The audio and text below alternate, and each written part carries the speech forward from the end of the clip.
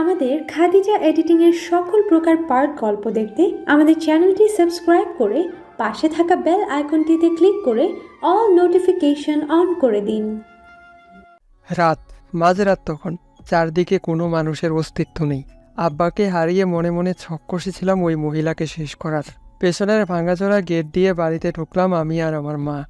আমি মানুষের গলা নকল করতে পারতাম। ওয়াহাজের মায়ের ঘরের দরজায় শব্দ করে ওয়াহাজের গলায় ডাকলাম। ওকে মা মা বলে ডাকতে ঘৃণা করছিল আমার, তবুও ডাকতে হচ্ছিল। 2-3 বার ডাকাতেই দরজা খুলে দিল। মনে হয় মা কি জেগেই ছিল। দরজা খুলতেই মা গিয়ে সাথে সাথে ওর মুখ চেপে ধরল, আর আমি ধরলাম হাত। ধস্তাধস্তি হইল কিছুক্ষণ, তারপর ওকে মেঝেতে ফেলে দিলাম। বিছানা থেকে বালিশ নিয়ে এসে মুখ চেপে ধরলাম। মিনিট দেড়েকের মধ্যেই কাহিনী খতম। মহিলার গায়ে শক্তি ছিল না। মেয়ের চিন্তায় তো না খেয়েই থাকতো। অসুবিধা হয় নাই খুব একটা। মাথার উপরে দড়ি দেখে খটকা লাগলো। সামনে চেয়ারও ছিল। বুঝলাম খানকি মাগি নিজে মরা চিন্তা করছিল। ভাগ্যিস মরেনি। বাপের খুনের প্রতিশোধ তাহলে নিতাম কি করে? আবার বাঁচতেও হইতো। তাই মা বেটা মিলে বডি ঝুলাই দিলাম। বেশ, খেল খতম। রিমন বিষয়টা যত সহজে বলল, ওয়াহাজ আর বেলা তত সহজে মেনে নিতে পারল না। তাদের মা খুন হয়েছে। প্রথমত ধর্ষণ, অবিচার, ঠাট্টা, বিদ্রূপ, অসম্মান, আর তারপর খুন। বেলা নিজেকে স্থির রাখতে পারল না। ভয়ঙ্কর একটা শব্দ করে ছুটে এলো রিমনের দিকে। পাগলের মতো রিমনের মাথাটা ধরে টেবিলের সাথে বারবার আঘাত করতে থাকলো। ওয়াজ বেলার পিছে পিছে এসে নিজেও রিমনকে কিলখুশি দিতে থাকলো। নিজের মায়ের কথা মনে করে রাগটা যেন পেরিয়ে চলেছে। সাদমান তৎক্ষণাৎ চেয়ার ছেড়ে উঠে দাঁড়ালো। ওয়াজ আর বেলা এরকম করতে পারে ভেবেই প্রথমে তাদের ভেতরে আনতে চায়নি সে। সবকিছু এত তাড়াতাড়ি ঘটবে বুঝতে পারেনি সে। বাহিরে বারবার চুপচাপ শান্ত থাকতে বলেছিল তাদের, কিন্তু দুজন নিজেদের কথা রাখতে পারল না। সাদমান আর ফারাজ দৌড়ে গেল তাদের তিনজনের দিকে। ওয়াজ বেলাকে না থামালে হয়তো তারা দুজন মিলেই থানার মধ্যে আসামিকে খুন করে ফেলবে।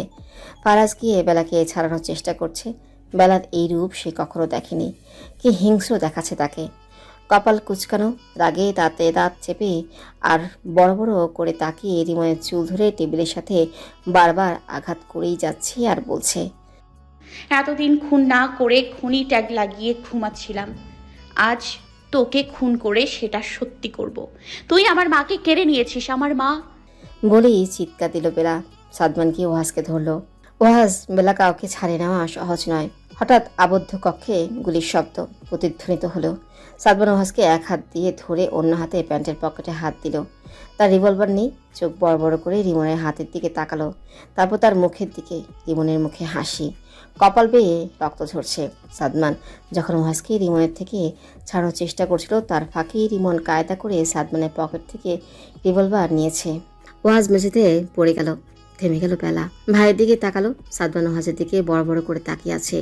রিমন বেলার দিকে রিভলভার তাক করতে বেলা চোখের পলকে সেটা রিমনের হাত থেকে ছিনিয়ে নিয়ে সোজা বুক বরাবর গুলি চালালো।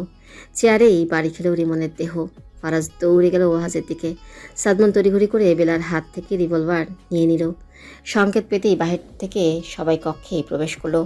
টালসার মধ্যে না পেরে ভাইয়ের দিকে তাকিয়ে মেঝেতে বসে পড়ল বেলা। চারিদিকে শুধু রক্ত আর রক্ত। হইচই বাড়তে থাকলো। নিস্তেজ হতে থাকলো বেলা। লুটিয়ে পড়লো মেঝেতে। ওয়াজ রিমন দুজনকেই হাসপাতালে নিয়ে আসা হয়েছে। ঘটনাস্থলে রিমন গুরুতর আহত হলেও ওয়াজ কিছুটা সুস্থ।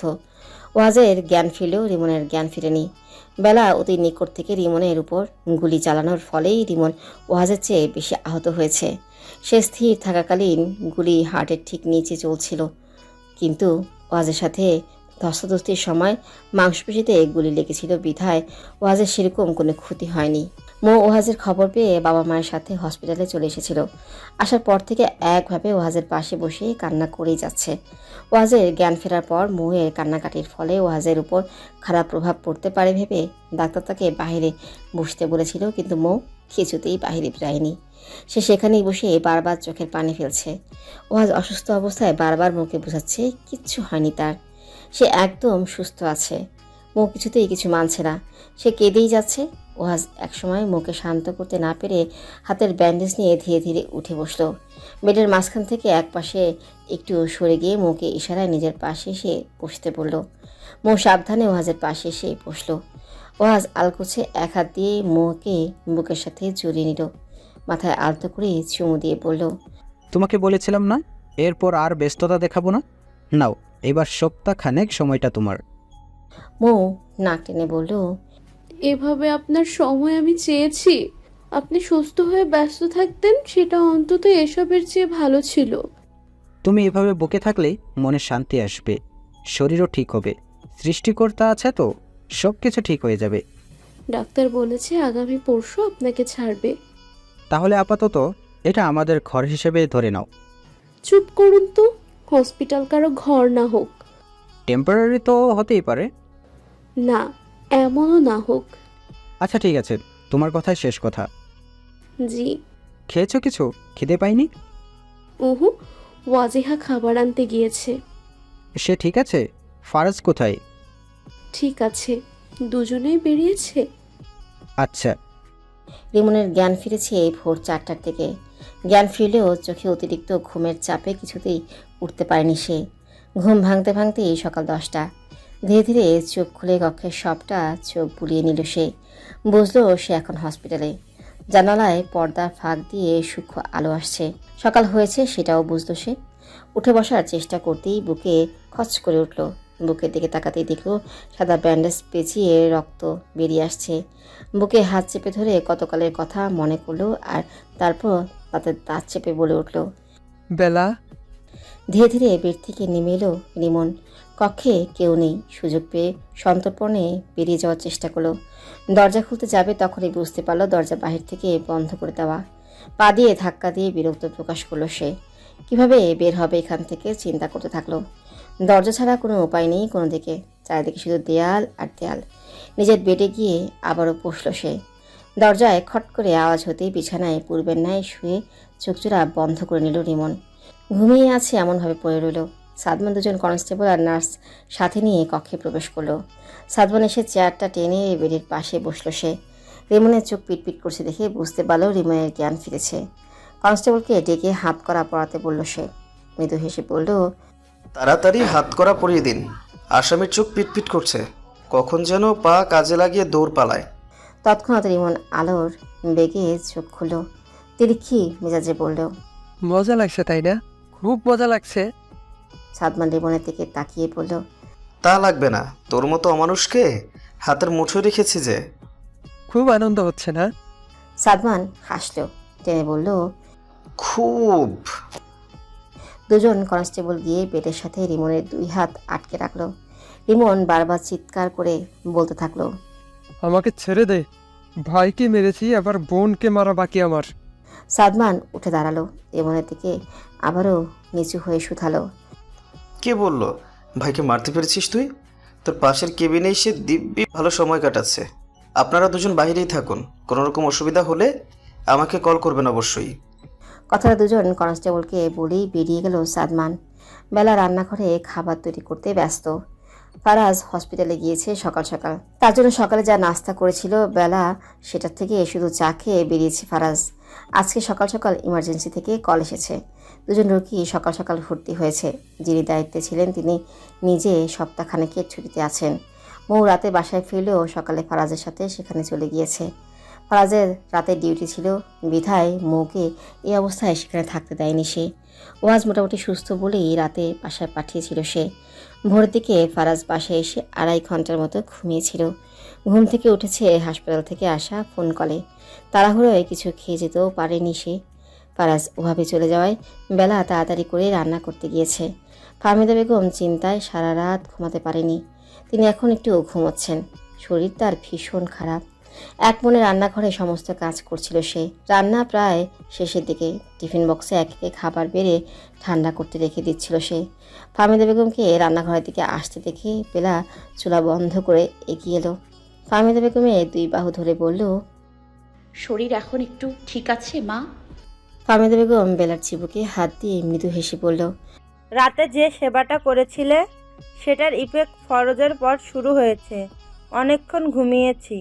তুমি রান্নাঘরে কি করছিলে?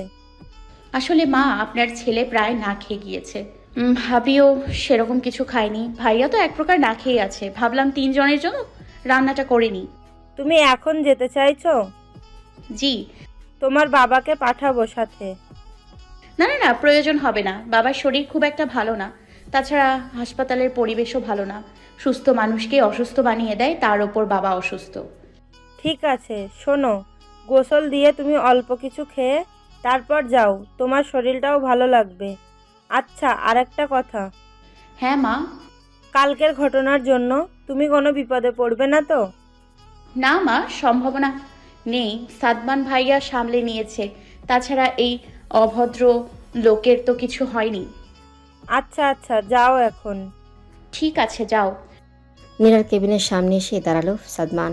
দরজার মাঝ বরাবর ছোট্ট একটা গ্লাস লাগানো, সেটা দিয়ে নীরাকে দেখা যাচ্ছে। সাদমান এক পলকে নীরার দিকে তাকিয়ে আছে। থানায় না গিয়ে দরজা ঠেলে ভেতরে প্রবেশ করলো সাদমান। নীরাজ বিছানার সাথে যেন মিশে গিয়েছে। এত সুন্দর স্রোতের মেয়েকে চেনা মুশকিল হয়ে যাচ্ছে দিন দিন। চুপচাপ দাঁড়িয়ে নীরাকে মুগ্ধ চোখে দেখছে সাদমান। এখানে নীরার সামনে এলেই তার চোখে পানি চলে আসে।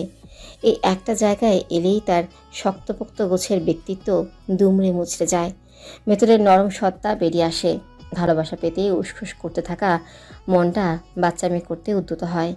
বারবার চোখের পলক ফেলে নিজেকে ধাতস্থ করলো সাদমান। প্রতিবারের মতো চেয়ারটা টেনে নীরার সবচেয়ে কাছে গিয়ে বসল সে। নীরার হাতটা ধরে নিজের গালের সাথে ঠেকিয়ে চুপচাপ বসে রইল সে। বারবার সেদিনের শাড়ি পরা নীরা চোখের সামনে ভাসছে। সাদমান এক হাতে নীরার হাত নিজের গালে রেখে অন্য হাতে নীরার সামনে চোখের দিক থেকে ছোট ছোট চুলগুলো সরিয়ে দিল। হঠাৎ নিজের হাতের মুঠোয় রাখা হাতের ক্রিয়া বুঝতে পেরে নিজের গায়ের লোম দাঁড়িয়ে গেল সাদমানের। ঘটনাটা সত্য নাকি ভ্রম সেটা বুঝতেই নীরার দিকে তাকিয়ে মুঠো ছেড়ে দিল। নিঃশ্বাস যেন আটকে গেল সাদমানের। সাদমানের হাতের তালুতে থাকা নীরা হাতটা আরেকবার নড়ল। আঙ্গুলগুলো সোজা থেকে কিছুটা নরম ভাঁজে বাঁকা হলো। সাদমান নীরার হাতের দিকে চোখ বড় বড় করে তাকালো। ঘন ঘন শ্বাস ফেলতে শুরু করলো সে। ওষ্ঠ প্রসারিত হলো। চিৎকার দিয়ে ডাক্তারকে ডেকে উঠল সাদমান। নীরা, দুজন ডাক্তার এবং কয়েকজন নার্স এসে নীরাকে দেখছেন অনেকক্ষণ ধরে। ওদিকে সাদমান দাঁড়িয়ে দাঁড়িয়ে ছটফট করছে নীরার সাথে কথা বলার জন্য। নীরা ছোট বাচ্চাদের মতো শুধু এদিক ওদিক দেখে যাচ্ছে। ডাক্তার ছোটোখাটো যে প্রশ্ন করছে মাথা ঝাঁকিয়ে সেটার জবাব দিচ্ছে। এতক্ষণ সময় এসে সাদমানের দিকে তাকিয়েছে মোটে দুবার। চোখে মুখে যেন অভিমান আর অসহায়ত্বের ছটা। ডাক্তার দুজন বেশ কিছুক্ষণ নীরাকে পরীক্ষা নিরীক্ষা করে দেখল। তারপর হাসি মুখে সাদমানের দিকে এগিয়ে এসে বললেন, তো সাদান সাহেব, কেমন লাগছে বলুন? রোগীর অবস্থা একদম ঠিকঠাক, আলহামদুলিল্লাহ। আপনি চাইলেই ওনাকে বাড়ি নিয়ে যেতে পারেন। সাদমান খুশিতে গদগদ হয়ে বলে উঠল। Thank you so much. সাদমানের আরও কিছু কথাবার্তা হলো ডাক্তারের সাথে। এরা চুপচাপ সব কিছু শুনল। সে সাদমানের দিকে তাকাচ্ছেই না। সবাই চলে যেতেই সাদমান চেয়ারটা টেনে নীরার বেডের কাছাকাছি বসল। এক পলকে নীরার দিকে কিছুক্ষণ তাকিয়ে রইল সে। নীরা এতক্ষণে সাদমানের দিকে চাইল। কি হয়েছিল আমার? সাদমান নীরার দিকে তাকিয়ে মৃদু গলায় বলল, সেদিন দুর্ঘটনার পর বেশ কিছুদিন কোমায় ছিলে তুমি, এই তো আজ তোমার জ্ঞান ফিরল। নীরা অন্যদিকে তাকিয়ে রইল। কিছুক্ষণ মন থেকে আনমনেই বলে উঠল, না ফিরে নিঃশ্বাসটা চিরকালের জন্য বন্ধ হয়ে গেলেই বোধহয় ভালো হতো। এত অমানুষের ভিড়ে নিঃশ্বাস নিতে কষ্ট হয়, ভয়ে ভয়ে বাঁচতে ইচ্ছে করে না আমার। সাদমানের মুখে কোনো কথা নেই। একটা শব্দ সে খুঁজে পাচ্ছে না বলার মতো। শুধু নীরার দিকে অপলক দৃষ্টিতে চেয়ে আছে। কোনো কিছু না ভেবেই হঠাৎ বলে উঠল, আমাকে মাফ করা যায় না নীরা? সেদিনের ব্যবহারের জন্য আমি আসলেই দুঃখিত। নীরা সাদমানের দিকে তাকালো। তার ছেলের হাসি হেসে বলল, মাপ চাইছেন? তাও আবার আমার কাছে? কেন? সাদমান মাথা নিচু করে বলল, সেদিনের ব্যবহারের জন্য। নীরা এতক্ষণে পূর্ণ দৃষ্টিতে সাদমানের দিকে চাইল। সেদিনের ব্যবহারের জন্য কারো উপর তার আসলেই কোনো রাগ ক্ষোভ কিচ্ছুটি নেই, কিন্তু এই একটা ব্যক্তির উপর শুধু অভিমান আছে, আকাশসম অভিমান। কাছে তো বুলেট সহ রিভলভার থাকে, তাহলে সেটা ব্যবহার না করে লোকটা কেন তার অনুভূতি নিয়ে খেলল? একটা দীর্ঘ নিঃশ্বাস ফেলল সে। ক্ষীণস্বরে বলল, আমি যা করেছিলাম তার জন্য আপনাদের ব্যবহার কিছুই না। এভাবে মাপ চেয়ে নিজে ইউনিফর্মের সাথে অন্যায় করবেন না প্লিজ। সাদমান মলিন মুখে নীরার দিকে চাইল।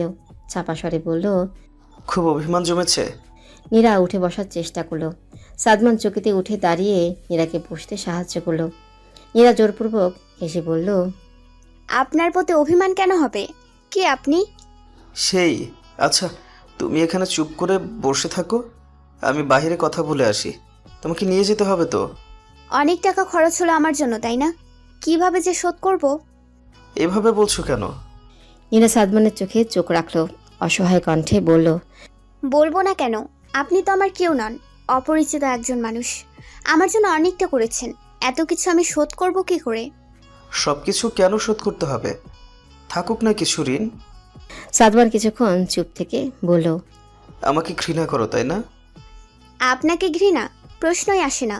আমি আপনার প্রতি কৃতজ্ঞ। সাদমান কথা পাল্টাতেই বলল, ওয়াহাজ ভাই এখানে ভর্তি আছেন।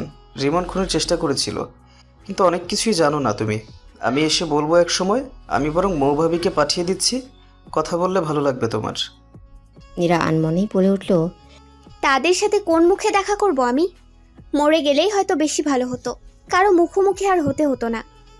তোমার জন্য যে একটা ব্যক্তি দিনের পর দিন অপেক্ষা করছিল হাসপাতালে ফেলে না রেখে নিজের বাড়িতে নিয়ে যাবে, সেখানে তোমার দেখাশোনা করবে বলে মাকে রাজি করিয়েছিল তোমাকে বিয়ে করবে জন্য, আর তুমি কিনা মৃত্যুর কথা বলছো? বাহ, মরে যদি যেতেই হয় তাহলে এই লোকটার এত দিনের অপেক্ষার দাম দিয়ে যাও। যে অসীম ভালোবাসা তুমি পেয়েছো সেটা ফিরিয়ে দিয়ে যাও। তোমার জন্য ফেলা চোখের পানির মূল্য দিয়ে যাও। যে লোক সারা দিনে ডিউটিতে যাওয়ার আগে তোমার কাছে এসে একা একা কথা বলে, রাতে বাড়ি ফেরার আগে দেখে যায়, সারাদিন ডক্টরকে জ্বালাতন করে তোমার খবর নিতে, তার মূল্য তুমি কিভাবে শোধ করবে নীরা? শোধ করার সামর্থ্য তোমার কাছে আছে আদৌ? দরজায় দাঁড়িয়ে কথাগুলো এক নাগারে বলে কেবিনে প্রবেশ করলো বেলা। নীরার জ্ঞান ফিরে আসার পরপরই সাদমান সবাইকে জানিয়ে দিয়েছিল। নীরা ছলছল চোখে সাদমানের দিকে তাকিয়ে কথাগুলো শুনছিল। সাদমানের মুখে কোনো কথা নেই, সে শুধু বারবার শ্বাস ফেলছিল। বেলার কথা শেষ হতেই সে শুধু একবার নীরাকে দেখল, আর তারপর আলকুছে বেরিয়ে গেল। সাদমান বেরিয়ে যেতেই বেলা এসে চেয়ারটায় বসলো, আলতো ছুঁয়ে শুধালো। নীরা উপর নিজ মাথা নাড়ালো, মৃদু গলায় বলল, কেমন আছো আপু? আমি ভালো আছি। ভাইয়া একটু অসুস্থ, কালকে হয়তো বা বাসায় নিয়ে যাবে। কি হয়েছিল আপু? সাদমান ভাইয়া বলেনি তোমায়? না, উনি বললেন পরে বলবেন। বেলা প্রথম থেকে বলা শুরু করলো, কি হয়েছে, কেন হয়েছে, কিভাবে হয়েছে, সব জানালো নীরাকে। নীরা ভালো একজন শ্রোতা হয়ে সব কথা শুনল। বেলার অতীত জেনে নিজের চোখে বারবার মুছতে থাকলো। নিজের বিপদ কাটাতে কত বড় একটা অন্যায় করতে যাচ্ছিল সে, ভাবলেই নিজেকে ঘৃণা লাগছে তার। বেলা কথা শেষ করে মৃদু হাসলো, প্রলম্বিত শ্বাস ফেলে আবারও বলল, আমার হয়তো কিছুদিনের কারাবাস হতে পারে, বুঝলে নীরা? আমিও যে গুলি চালিয়েছিলাম, দেখা যাক কি হয়। নীরা নাক টেনে বলল, তুমি তো নিজেকে বাঁচাতে ওটা করেছো। রিমন যেহেতু ভাইয়াকে গুলি করেছিল, পরবর্তী গুলিটা সে তোমাকেই করতো, এটা নিশ্চিত। সুযোগ পেলে কে ছেড়ে দেয় বলো? তোমার কিছু হবে না, দেখো। বেলা নীরার মাথায় হাত বুলিয়ে দিয়ে মৃদু হেসে বলল, ওসব দেখা যাবে, তুমি ওসব কথা বাদ দাও। এটা বলো, সাদমান ভাইয়াকে মাফ করেছো তো? বেচারা তোমাকে আসলেই ভালোবাসে। কুমায় না থেকে সজ্ঞানে থাকলে বুঝতে তার ভালোবাসার গভীরতা কতখানি। সে কাজই ডেকে এনেছিল, আঙুলের ছাপ দিয়ে বিয়ে করতে চেয়েছিল, আমি নিষেধ করায় ওটা আর করেনি। আর একটা সত্য তুমি জানো না নীরা? নীরা বেলার মুখের দিকে তাকিয়ে শুধালো, কি? বেলা উচ্ছ্বসিত হয়েই বলল, সাদমান ভাইয়া তোমার সাথে কোনো নাটক করেনি, সে তোমাকে আগে থেকেই পছন্দ করত। যেদিন তোমার ব্যাপারটা সামনে এলো সেদিন তুমি বাসায় ফেরার পূর্বে ওয়াহাজ ভাইয়া সব কিছু সাদমান ভাইয়াকে জানিয়েছিল। বেচারা বড়সড় একটা ধাক্কা খেয়েছিল। তুমিই বলো, তুমি যদি তোমার ভালোবাসার মানুষের সম্পর্কে নেগেটিভ কিছু জানতে পারো তাহলে কি ভালো লাগবে? সে শক খেয়েছিল একটা, তাই নিজের ভালোবাসার কথা আর স্বীকার করেনি। তুমি তাকে কষ্ট দিও না। মান অভিমান করলে বিয়ের পর অন্য কোনো বিষয় নিয়ে করো, এসব নিয়ে নয় প্লিজ। আন্টি তোমাদের বিয়েতে রাজি। সাদমান ভাইয়ার অবস্থা এমন যে তোমার যদি জ্ঞান না ফিরতো তবুও সে তোমার জন্যই অপেক্ষা করত। তোমাকে খুব ভালোবাসে, এই ভালোবাসাকে হারিয়ে যেতে দিও না। নীরা কিছু বলল না। এই কথাগুলো জানার পর হয়তো আর কিছু বলা যায় না। এই সত্যিগুলো জানার পরও যদি কেউ অভিমান করে দূরত্ব বাড়ায় তবে হয়তো তার সম্পর্কের মূল্যায়ন করার ক্ষমতা দাঁড়িপাল্লায় মাপলে শূন্য আসবে। অভিমান জিতে গেলে হয়তো এভাবেই ভালোবাসা হেরে যাবে। বিশ্বাস, আস্থা, ভরসা সবই তো ভালোবাসার শাখা প্রশাখা। ভালোবাসা হেরে গেলে এসবের দাম যে কিছুতেই নেই। ফারাজদের বাসায় আনা হয়েছে তাকে। মৌ একা একা ওহাজের সেবা করতে পারবে না ভেবে ফারাজ নিজেই বলেছিল তাদের বাসায় উঠতে। তাছাড়া মৌয়ের এ সময় বাসায় একা থাকা নিরাপদ নয়। কখন কোন পরিস্থিতি সৃষ্টি হবে কে জানে। বেলা আছে, সে সবটা সামলে নেবে ভেবেই বেলাও জোর করেছিল এই বাসায় উঠতে। ওয়াজকে যেদিন বাসায় আনা হয়েছিল সেদিন নীরাকেও এই বাসায় আনা হয়েছে। নীরা প্রথমে আশায় কিছু আপত্তি জানালেও ওহাজ নিজেই নীরার সাথে কথা বলেছে। সেদিনের ব্যাপারটা ভুলে সবাই একসাথে থাকবে, এটাই তার শেষ কথা। তাছাড়া সাদমান নিজেই নীরার হোস্টেল, কলেজ সব জায়গায় খোঁজ নিয়েছে। নীরা যে রুমে ছিল সেখানকার আরেকটা মেয়ের সাথে কথা হলে সাদমানকে যা জানিয়েছেন সেটার সাথে নীরার কথার মিল ছিল। নীরার বাহ্যিক আচরণ, স্বভাব সম্পর্কে জানতে কলেজের কয়েকটা টিচার, স্টুডেন্ট সবার কাছে জিজ্ঞাসাবাদ করা হয়েছে। নীরার সম্পর্কে কিঞ্চিত খারাপ কিছু বেরিয়ে আসেনি। নীরা সবার সাথেই এক বাসাতেই আছে, কিন্তু কোনো কিছু যেন আগের মতো অনুভব করতে পারছে না সে। নিজেকে অপরাধী মনে হচ্ছে বারবার, মনটা ছটফট করছে। কোনো একটা ছোট্ট রুমে উঠেছে নীরা। আগে এটা ব্যবহার করা হতো না। নীরার জন্যই মূলত রুমটা ব্যবহারযোগ্য করে গড়ে তোলা হয়েছে। খাটসহ দুই একটা প্রয়োজনীয় আসবাবপত্র ছাড়া রুমে আর কিছুই নেই। একপাশে একটা বুকশেলফ রাখা হয়েছে। নীরা সারাদিন বইয়ে মুখ গুজে পড়ে থাকে, কারোর সাথে যেন মিশতে পারে না। বেলা নিজে এসে নীরার সাথে সময় কাটায়, দুজন গল্পগুজব করে। বেলা মূলত খুব করে চেষ্টা করছে নীরার জড়তা কাটাতে। মৌ মাঝে মধ্যে আসে। সাদমান নীরাকে একেবারে নিজের বাড়িতেই নিয়ে যেতে চেয়েছিল। ওয়াজ সাদমানের সাথে এ ব্যাপারে কথা বলেছিল। ওয়াজের কথা, নীরাকে ছোট বোন ভেবেছি, ভাই হয়ে বোনকে বিয়ে দিয়ে তোমার ঘরে পাঠাবো, তার আগে না। সাদমানও আর কিছু বলার সাহস পায়নি। কেটে গিয়েছে বেশ কিছুটা দিন। থানা, কোর্ট, বিভিন্ন আইনের সমস্যায় ব্যস্ত ছিল সাদমান। প্রতিদিন রাতে শুধু একবার করে নীরার সাথে ফোনে 3-4 মিনিট করে কথা বলেছে সে। নীরা সেদিন বেলার থেকে সবটা শুনে সাদমানের উপর আর রাগ করে থাকতে পারেনি। এই মানুষটার উপর রাগ করে থাকলে হয়তো তার সাথে খুব বড় অন্যায় করা হতো। ধীরে ধীরে স্বল্প কথার জায়গা তৈরি হয়েছে। সাদমান যা যা জানতে চাইবে সেগুলোর উত্তর শুধু সে দেয়। সাদমান মাঝে মাঝে বলে,